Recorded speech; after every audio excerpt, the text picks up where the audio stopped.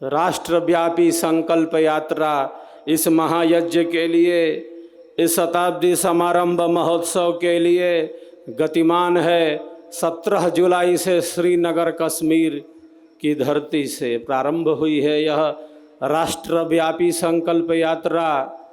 अनेक राज्यों में यह यात्रा बड़ी ही सफलतापूर्वक संपन्न हुई है। जो प्रेम, जो सत्य, विश्वास, जो श्रद्धा, जो जिज्ञासा, जो उत्कंठा दिखी है साधक साधिकाओं के अंदर में, उसका जितना भी बखान किया जाए वो कम है, जितनी उसकी गाथा गाई जाए वो कम है। बस इतना कह सकता हूँ कि सबकी श्रद्धा, भक्ति, भावना, प्रेम, सत्य, विश्वास निरंतर आगे बढ़ता रहे और आगे बढ़ते रहे, यही कामना करता हूँ। जिस प्रकार अग्नि की ज्वाला सदैव ऊपर की ओर उठती है, अग्नि को बुझा सकते हैं, अग्नि को जल से शांत कर सकते हैं, अग्नि को नीचे नहीं झुका सकते। अग्नि सदैव ऊर्ध्वगामिनी होती है, ऊर्ध्वारोहण। जिस प्रकार अग्नि की ज्वालाएं सदैव ऊपर की ओर उठती हैं, वैसे ही हम सबका जीवन सदैव नूतन नई ऊंचाइयों को प्राप्त करे, भौतिक एवं आध्यात्मिक उत्कर्ष हो। इसी पावन उद्देश्य से तो यह 25,000 कुंडीय स्वरवेद महायज्ञ है। हम सब मिलकर इसको भव्य से भव्य ही नहीं, दिव्य से दिव्य मनाने वाले हैं, दिव्य से दिव्य मनाने वाले। स्वरवेद महामंदिर, जहाँ स्वरवेद के समस्त दोहे श्वेत मकराना संगमरमर पत्थर पर उत्कीर्ण किए जा चुके हैं। आप सबों के सहयोग से, आप सबों की सेवा भावना से वर्ष 2004 से ही स्वरवेद महामंदिर का निर्माण कार्य गतिमान है। गीता के अनेकों श्लोक स्वरवेद महामंदिर की दीवारों की शोभा बढ़ाने वाले हैं। उपनिषदों के अनेकों प्रसंग, लगभग 200 प्रसंग उपनिषदों के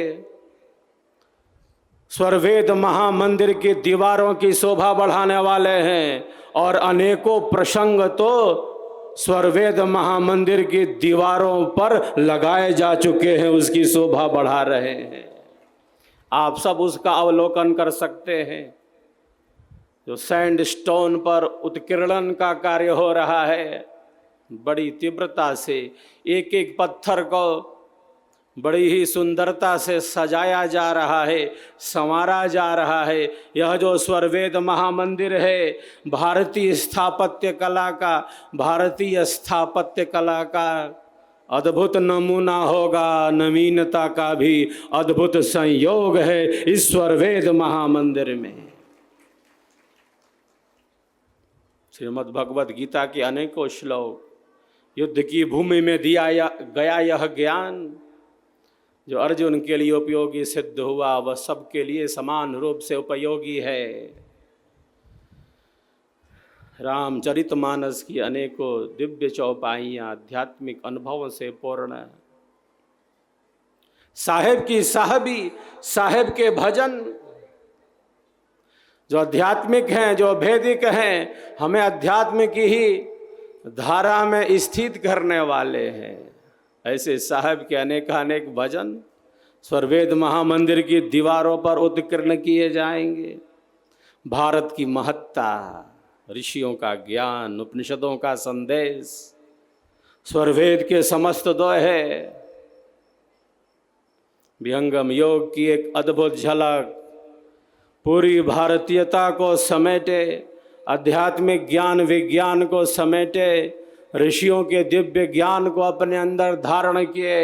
यह जो साधना स्थली है स्वरवेद महामंदिर की, जहाँ एक साथ 20,000 से भी ज़्यादा भाई बहन बैठकर विहंगम योग की साधना का अभ्यास कर सकते हैं। भारत कि इस सांस्कृतिक राजधानी वाराणसी में एक दिव्य आध्यात्मिक केंद्र ही विकसित होता जा रहा है, सजता जा रहा है, संवरता जा रहा है। यह सब आप सबों के पुरुषार्थ से, समय दान से, सेवा दान से, आप सबों के प्रेम से, आप सबों के सत्य विश्वास से, आप सबों की श्रद्धा से यह समस्त कार्य आगे बढ़ता जा रहा है। आगे कई योजनाएं हैं, निरंतर उस पर विचार चिंतन होता है। यह स्वरवेद महामंदिर हमारी आन है, हमारी बान है, हम सब की शान है, और इसी के निर्माण में सभी जीवों का कल्याण है, सभी जीवों का कल्याण है। इसीलिए हम बार बार अपने श्रेष्ठ संकल्पों की पुनरावृत्ति करते हैं, जो हमारे लिए कल्याणकारी है, निरंतर उसकी पुनरावृत्ति करते रहना। महापुरुषों ने कहा है, क्या कहा है? कल्याण का मार्ग क्या है? कल्याण का मार्ग और कुछ नहीं, जो कल्याणकारी है, जो कल्याणकारी है, बस उसी पथ पर आगे बढ़ते रहो, आगे चलते रहो, आगे बढ़ते रहो। ऋषि घोषणा करते हैं, स्वस्ति पंथा मनुचरेम सूर्या चंद्रमसाविव। जिस प्रकार हे प्रभु सूर्य और चंद्र निरंतर कल्याण के ही पथ पर आगे बढ़ते जा रहे हैं, मैं भी उन्हीं की भांति निरंतर कल्याण के ही पथ पर आगे बढ़ता चलूं प्रभु, आगे बढ़ता चलूं। यही तो ऋषियों ने हमारे वैदिक ग्रंथों में अपने सत्य अनुभव से यह दिव्य ज्ञान दिया है। अंधेरे से प्रकाश की तरफ बढ़ते चलें, असत्य से सत्य की तरफ बढ़ते चलें, और मृत्यु से परे अमरत्व की तरफ बढ़ते चलें। मृत्यु से परे पदार्थों का अनुभव कर लें, प्रकृति से परे की छलांग लगा लें।